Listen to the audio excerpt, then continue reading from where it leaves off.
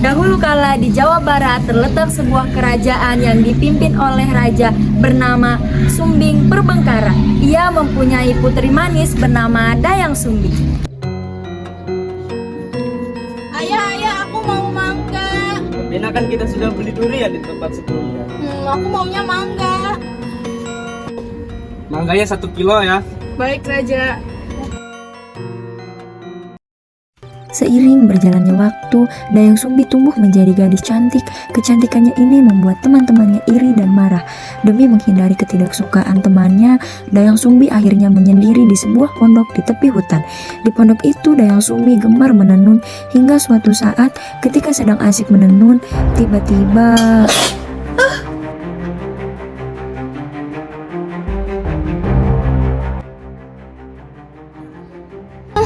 Benangku jatuh.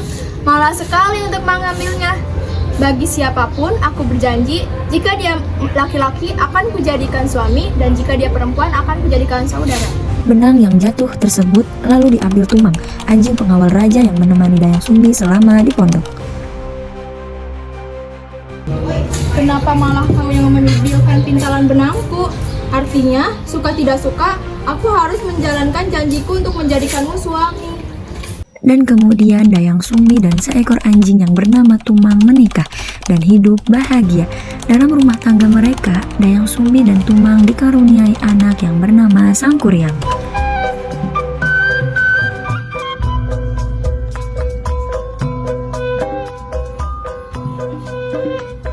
Dayang Sumbi masih merahasiakan kepada Sangkuriang kecil jika Tumang sebenarnya adalah ayahnya.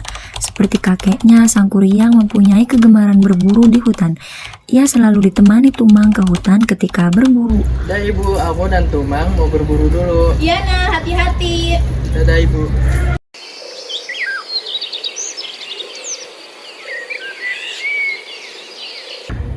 Nah Tumang, kita akan berburu rusa untuk kita nanti makan malam bersama ibu. Menjelang siang, Sangkuriang belum melihat rusa seekor pun. Sangkuriang merasa sedikit putus asa. Tidak ada seekor rusa pun. Babi rusa itu bisa jadi menu makanan kita nanti malam. Namun Tumang diam saja. Ia tidak mau mengejar babi rusa itu. Babi rusa itu berlari masuk ke hutan. Tumang, cepat kejar babi rusa itu. Makan malamku, ini semua salahmu. Gelap mata, Sangkuriang tiba-tiba mengambil anak panahnya. Dilepaskan anak panah itu dari busurnya mengarah ke badan Tumang. Maafkan aku Tumang, tapi aku sudah berjanji kepada ibu untuk pulang membawa bajunya.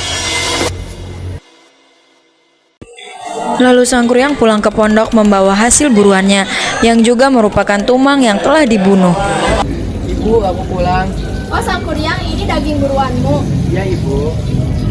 Wah, daging yang besar. Akan kumasakan nanti malam untuk kamu dan Tumang. Di mana Tumang? Maaf ibu, tapi itu Tumang. Astaga. Tumang? Dayang Sumbi sungguh marah mendengar penjelasan Sangkuriang. Tanpa sengaja ia memukul dahi Sangkuriang. Aduh. Sangkuriang terpukul jatuh dan tidak sadarkan diri. Dayang Sumbi sendiri terlihat terkejut atas apa yang dilakukannya. Dengan berlinang air mata, ia pun keluar rumah meninggalkan Sangkuriang. Pelariannya terhenti di sebuah pohon. Di bawah pohon, Dayang Sumbi bersemedi. Sementara itu di pondok Sangkuriang terjerit. Siuman dari pingsannya, ketika terbangun ia tidak menemukan ibunya dimanapun. Ia pun pergi meninggalkan rumah karena kecewa kepada sang ibu yang lebih menyayangi Tumang daripada dirinya. Hingga akhirnya ia bertemu dengan seorang petapa sakti. Sangkuriang pun berguru kepadanya. Pagi menjadi siang, siang menjadi sore, dan sore menjadi malam. Sangkuriang kecil kini telah berubah menjadi sosok pemuda yang gagah. Tanpa sengaja, ia dipertemukan kembali dengan ibunya, namun keduanya tak saling mengenali. Wah, ada gadis cantik sedang memuji gua. Hai gadis cantik, apakah aku bisa membantumu? Terima kasih pemuda. Demikianlah Dayang Sumbi dan Sangkuriang kembali bertemu dan akhirnya saling menyukai. Bisakah kita istirahat sebentar? Ayo, bagaimana kalau kita istirahat di situ? Sang Kuryang benar-benar jatuh hati kepada Dayang Sumbi. Ia pun meminta agar Dayang Sumbi mau menikah dengannya. Wah, Dayang Sumbi, kapankah kamu bisa menerima lamaranku? Dayang Sumbi bersedia menikah dengan Sang Kuryang. Saat hendak menjawab lamaran Sang Kuryang, Dayang Sumbi melihat luka yang ada di dahi Sang Kuryang. Bekas luka itu, Kita tidak bisa menikah, kita tidak bisa hidup bersama. Kenapa? Itu karena kau anakku. Gak mungkin. Itu bekas dahi yang pernah aku buat. Aku tidak percaya. Bagaimanapun juga aku harus tetap menikah denganmu. Kau keras kepala. Baiklah, kalau tetap kau ingin menikah denganku, aku mempunyai 2 permintaan. Buatkan aku kapal besar dan bendungan dalam waktu 1 malam. Baiklah, aku akan mewujudkan keinginanmu. Tanpa diketahui Dayang Sumbi, Sang Kuryang yang sakti mampu memanggil jin untuk mewujudkan permintaannya Dayang Sumbi, lalu memerintahkan para jin untuk membangun kapal dan bendungan malam itu juga.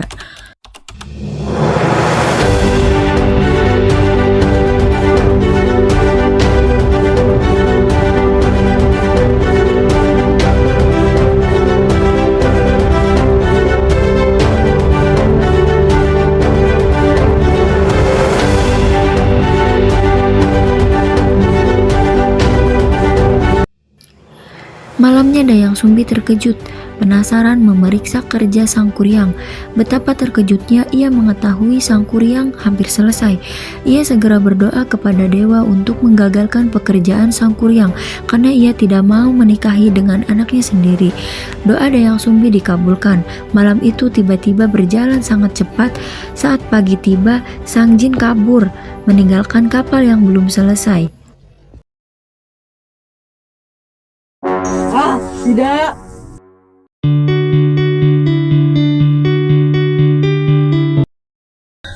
Kau tidak bisa mengabulkan permintaanku. Kita tidak akan menikah. Tidak. Sang Kuryang marah, menendang kapal buatannya. Kapal besar itu pun terbalik, tertelungkup. Semakin lama kapal itu tertutup oleh tanah dan berubah menjadi gunung. Gunung itu kini berubah menjadi tangkuban perahu yang berarti perahu tertelungkup. Nah, itu teman-teman ceritanya. Jadi pesan moralnya, jangan gegabah dan terburu-buru dalam memutuskan sesuatu. Apalagi kalau hati dan pikiran kita sedang dipenuhi dengan amarah. Selalu berpikir jernih sebelum bertindak ya.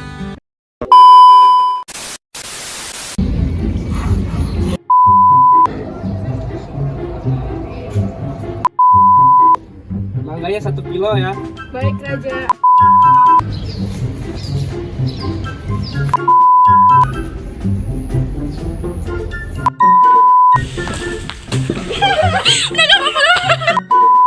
Terbawa angin.